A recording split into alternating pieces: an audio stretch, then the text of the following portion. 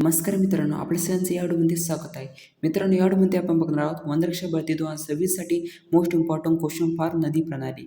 तर प्रश्न पहिला येतो, महाराष्ट्रातील गोदावरी नदीचा उगम कुठे झाला आहे? तर महाराष्ट्रातील गोदावरी नदीचा उगम जो झालेला आहे मित्रांनो, त्र्यंबकेश्वर जवळ झालेला आहे मित्रांनो. दुसरं जे आपलं राईट आन्सर होईल. गोदावरी नदीची माहिती बघूया आपण. तर गोदावरी नदीचा उगम जो आहे तो नाशिक जिल्ह्यातील त्र्यंबकेश्वर जवळ झालेला आहे.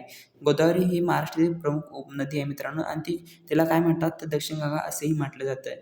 तर मित्रांनो, प्रश्न पहिल्याचा आन्सर जी आपल्या ती दुसरी त्र्यंबकेश्वर.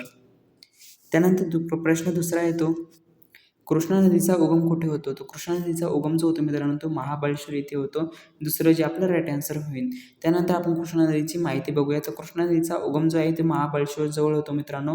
कृष्णा ही दक्षिण भारतातील महत्त्वाची नदी आहे. महाराष्ट्र, कर्नाटक, तेलंगणा, आंध्र प्रदेश या राज्यांमधून तिचा प्रवाह जातो.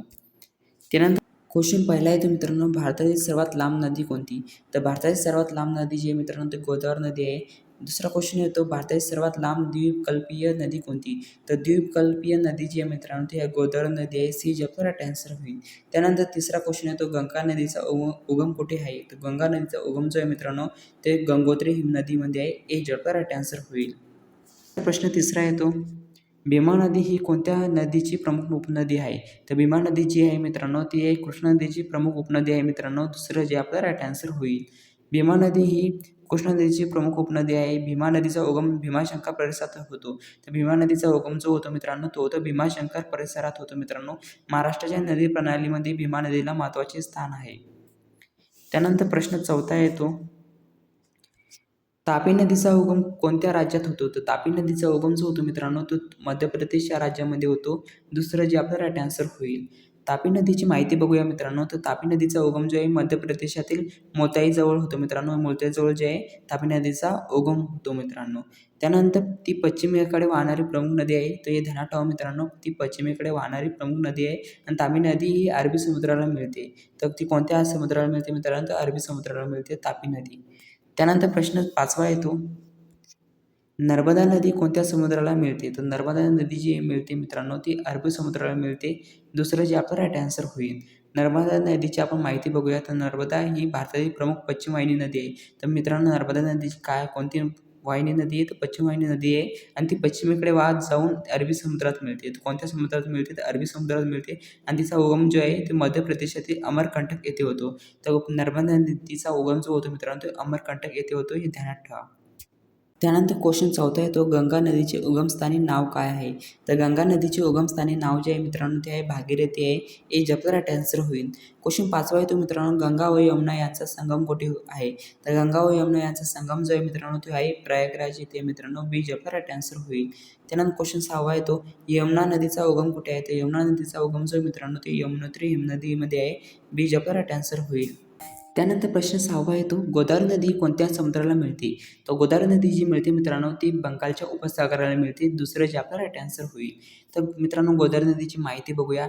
तर गोदावरी नदी पूर्ववाहिनी नदी आहे मित्रांनो. गोदावरी नदी कशी वाहते? तर पूर्ववाहिनी नदी आहे, पूर्वेकडे वाहते.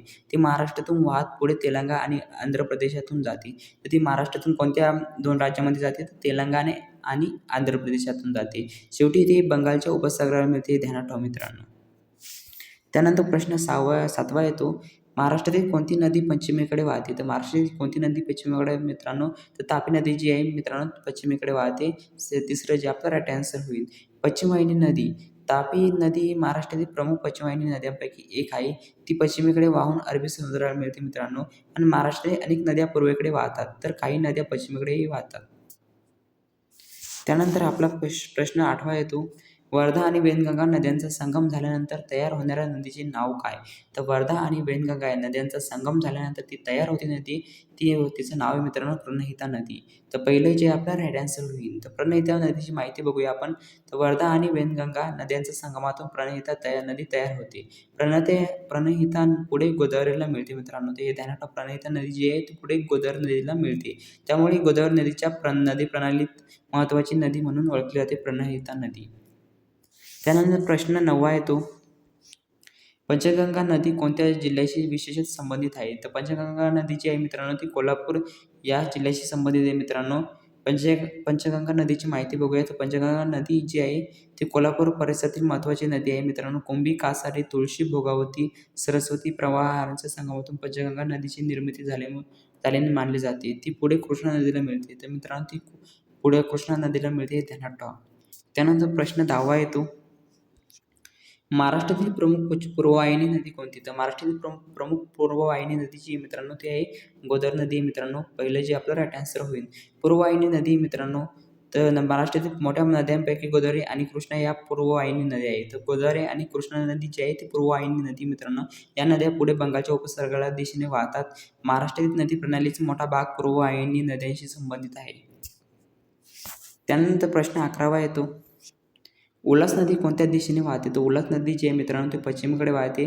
दुसरं जे आपलं राईट आन्सर होईल. त्यानंतर उल्हास नदीची माहिती बघूया. तर उल्हास ही महाराष्ट्रातील पश्चिमवाहिनी नदी आहे मित्रांनो. ती कोकण प्रदेशातून वाहते आणि शेवटी तिचे पाणी जे अरबी समुद्रात खाडीत जाते. तर हे ध्यानात ठेवा. त्यानंतर प्रश्न 12वा येतो. गोदावरी नदीचा प्रमुख उपनद्यांपैकी कोणती नदी महाराष्ट्रातून वाहते? तर गोदावरी नदीच्या प्रमुख उपनद्यांपैकी जी नदी महाराष्ट्रातून वाहते मित्रांनो ती आहे प्रणहिता नदी. गोदावरी नदी आणि प्रणाली. गोदावरीच्या महत्त्वाच्या उपनद्यांमध्ये प्रणहिता, मंजिरा आणि इंद्रावती यांचा समावेश होतो. तर या 3 नद्यांचा समावेश होतो मित्रांनो उपनद्यांमध्ये प्रणहिता, मंजिरा आणि इंद्रावती. महाराष्ट्रातून पूर्व भागातील नदी प्रणालीमध्ये गोदावरीच्या उपनद्यांचं मोठे महत्त्व आहे. त्यानंतर प्रश्न 13वा येतो. महाराष्ट्रातील कोणती नदी अरबी समुद्राला मिळते? तर महाराष्ट्रातील कोणती नदी अशी जी आहे ती अरबी समुद्राला मिळते? तर ती सावित्री नदी मित्रांनो. तिसरं जे आपलं राईट आन्सर होईल. सावित्री नदीची माहिती बघूया. तर सावित्री ही कोकणातील महत्त्वाची पश्चिमवाहिनी नदी आहे मित्रांनो. तर कोणती नदी आहे? तर पश्चिमवाहिनी नदी आहे. तिचा उगम जो आहे मित्रांनो महाबळेश्वर परिसरात होतो आणि ती पुढे कोणत्या समुद्राला मिळते? तर अरब समुद्राला मिळते. क्वेश्चन 12वा येतो. तापी नदीचा उगम कुठे आहे? तर तापी नदीचा उगम जो मित्रांनो ती मुलता इथे आहे. बी जे आपला राईट आन्सर होईल. त्यानंतर 13वा क्वेश्चन येतो. गोदावरी नदीचा उगम कुठे आहे? तर गोदावरी नदीचा उगम जो मित्रांनो तो त्र्यंबकेश्वर इथे मित्रांनो. बी जे आपला राईट आन्सर होईल. त्यानंतर क्वेश्चन 14वा येतो. कृष्णा नदीचा उगम कुठे आहे? तर कृष्णा नदीचा उगम जो मित्रांनो तो आहे महाबळेश्वर इथे मित्रांनो. ए जे आपला राईट आन्सर होईल. त्यानंतर क्वेश्चन 15वा येतो. कावेरी नदीचा उगम कुठे आहे? तर कावेरी नदीचा उगम जो मित्रांनो तो आहे ब्रह्मगिरी टेकड्यावर मित्रांनो. ए जे आपला राईट आन्सर होईल.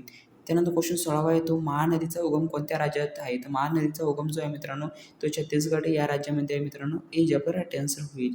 त्यानंतर क्वेश्चन 17वा येतो. कोणती नदी बंगालच्या उपसागरात मिळते? तर कोणती नदी अशी जी बंगालच्या उपसागरात मिळते तर ती नदी आहे मित्रांनो गोदावरी नदी. सी जे आपला राईट आन्सर होईल.